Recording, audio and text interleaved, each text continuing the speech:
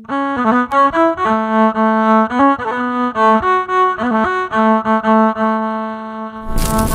የምታዩት እጅግ አስደናቂና እጅግ ጥዑም የሆነ ታላቅ ቦታ እንግዲህ በዚሁ በአዲስ አበባ በቦሌ አራብሳ ቤዛዊት ማርያም የሚገኝ ቦታ ነው።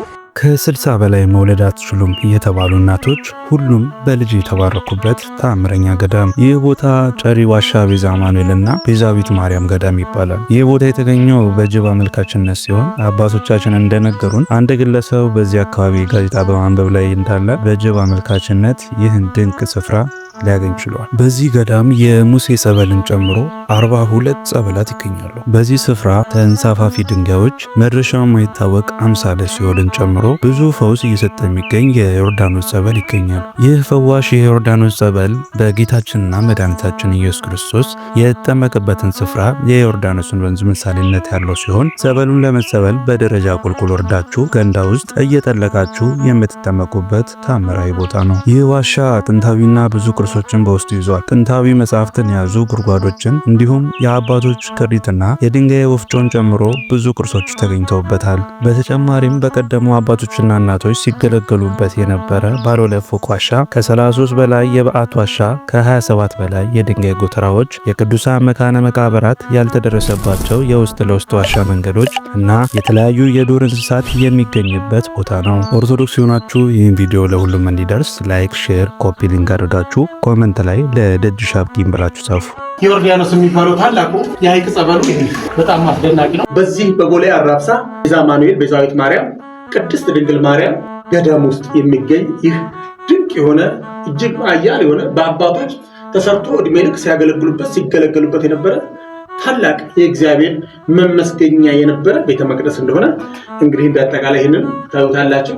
ይህ ቦታ እንዴት ሆኖ ታየና በዚህ ቦታ ላይ እንዴት ሊገኝ ቻለ ተብሎ ሲነገር ከላይ የተመለከተ አንድ ግለሰብ እጅግ በዚህ ቦታ ላይ የተመለከተውን ብዙ አይነት ቁጥራቸው ይሄን ያህል የማይባሉ ጅቦች፣ ቁጥሩ ይሄን ያህል የማይባል ነብር፣ ቁጥሩ ይሄን ያህል የማይባል ዘንዶች፣ እጅግ በጣም ጫካና ልም ያለ ዋሻ ነበር።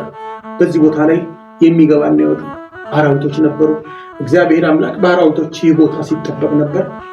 ነገር ግን እግዚአብሔር ደግሞ ጊዜው ጠብቆ እንግዲህ ቀኖች ክፉዎች ናቸውና ዘመኑን ዋጁ ተብሎ እንደተነገረ ለዚህ ለወጣት በዚህ ዘመን ላይ ላለ ትውልድ እግዚአብሔር አምላክ ድንቅ ስራው ይገለጽ ዘንድ እግዚአብሔር አምላክ ወዶ ይህን ስራ እንዲገለጽ አድርጓል። የመገለጹም ትልቁ ሚስጥር ዛሬ እንዲህ አይነት ዋሻ አይተን ለመሄድ ብቻ አይደለም። የእግዚአብሔር ድንቅ ስራው ሲገለጽ መዳኑም ደግሞ በዚያው ሰዓት ይገለጻል። በዚህ ቦታ ላይ ከዚህ መገለጥ ጋር ወደ 44 አይነት ጸበሎች በዚህ ቦታ ላይ አገልግሎት እየሰጡ ይገኛሉ። እሱም በስተኋላ ላይ እንመለከተዋለን። በዚህ ቦታ ላይ ከዚህ መገለጥ ጋር ወደ 44 አይነት ጸበሎች በዚህ ቦታ ላይ አገልግሎት እየሰጡ ይገኛሉ።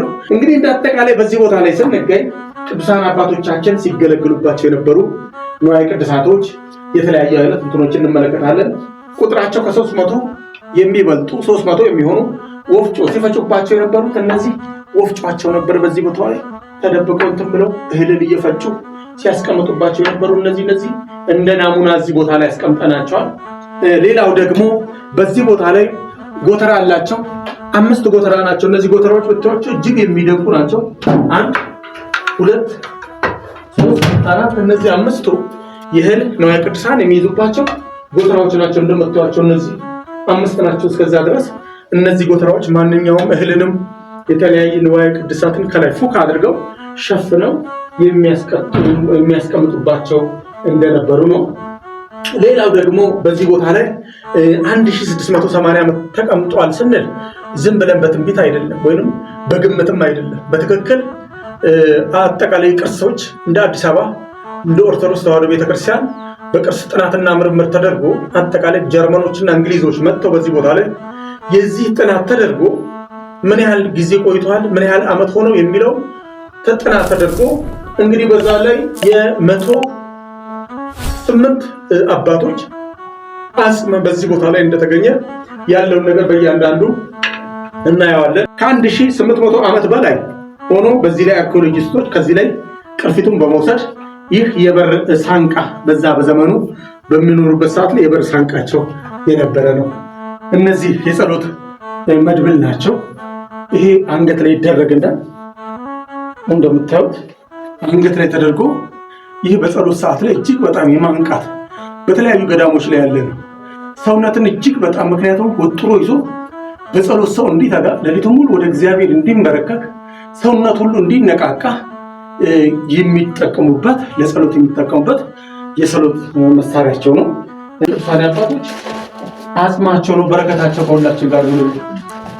ይሄ የቅዱሳን አባቶች አጽማቸው ነው። ላዩ ላይ ኮድ ሰጥተው በውስጡ ሁሉ እያንዳንዱ የአካላቸው ክፍል አጽማቸው ነው። ከፋቢል ከ90 ከመቶ ምናምን ያላነሰ እንትኖች በዚህ ቦታ ላይ እንግዲህ ተገኝተው ያለው ቁጥሩ ወደ 98 እንደዛ አካባቢ የሆኑበት ሁኔታ አለ። እንግዲህ ይህ ሁሉ እንዳለ የምታዩት የቅዱሳን የአባቶቻችን አጽም ነው። ይሄም እንደምታዩት የሁላቸው እንደምታዩት ነው። ይሄም እንደዚህ ነው።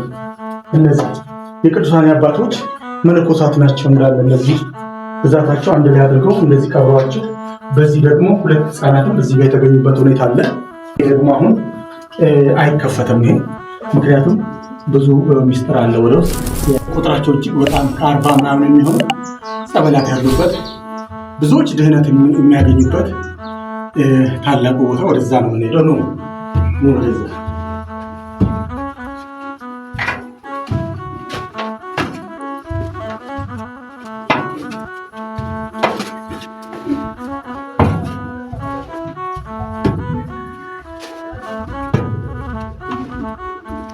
እንግዲህ በዚህ ቦታ ላይ አንዱ ትልቁ ጸበል እኔ ክርስቲያን ነኝ ብሎ ታላቅ ታምርን የተናገረ የቂርቆስ መታሰቢያ ጸበል፣ ቂርቆስና ኢየሉጣ መጠመቂያ ጸበላቸው ይህን ይመስላል። እንደምታዩት በዚህ ቦታ ላይ አገልግሎትን የሚሰጡት የቂርቆስና የኢየሉጣ ጸበል የሚባሉት እነዚህ ናቸው።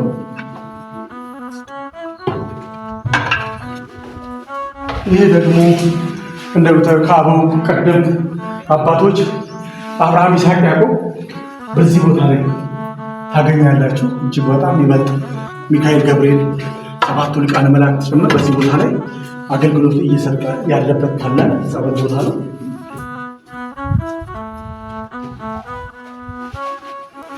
ይሄ ደግሞ የታላቁ የነቢያት አለቃ የሙሴ ጸበል በዚህ ቦታ ላይ ሙሴ እጅግ በጣም ብዙዎች በረከት እያገኙ ብዙዎች እዚህ ቦታ ላይ ጠምቀው በእውነት የሙሴ በረከት ይደርብን። የብዙዎች ጭንቀትን አልቅሰው እውነት ቀደምት አባቶች የሰራ ታላቁ እግዚአብሔር እባክህ ስራ አልነበረም። ሙሴ በዚህ ቦታ ላይ የመታሰቢያ ጸበላቸው ይህን ይመስላል።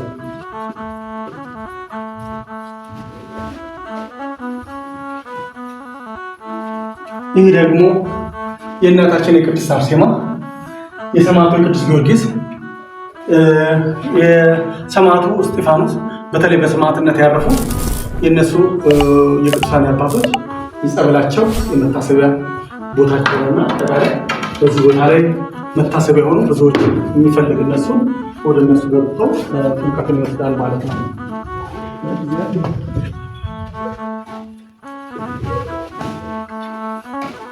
ይሄ ደግሞ እንደምትመለከቱት የ12 ሐዋርያት ነው።